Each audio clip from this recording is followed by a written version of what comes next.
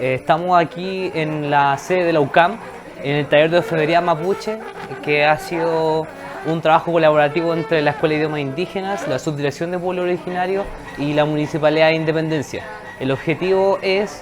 nutrir y revitalizar la cultura indígena en general, específicamente aquí la mapuche, para las personas que pertenecen a estos pueblos. Y no tan solamente los esfuerzos están por la revitalización, sino también para mejorar las condiciones de vida de las personas, ya que luego del taller de orfebrería pueden trabajar en los conocimientos que han adquirido aquí en torno a la orfebrería mapuche. Entonces, nos parece súper importante el trabajo colaborativo entre las instituciones, pero también destacamos el rol de las dirigencias locales, como el de la Lambien Rosa Regada, que va a ser presentada posteriormente,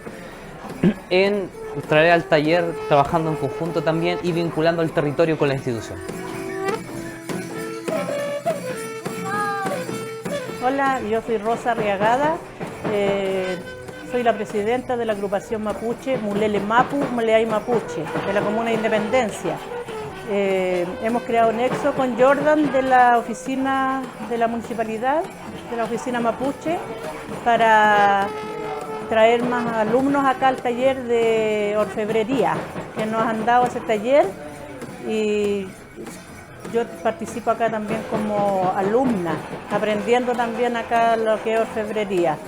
Estoy muy agradecida por por el apoyo, por la escuela de idiomas que nos han mandado también acá a un profesor de orfebrería, y hemos aprendido bastante lo que es nuestras raíces, así que estoy muy agradecida por eso y espero seguir aprendiendo más y que continúe el próximo año en nuestros talleres.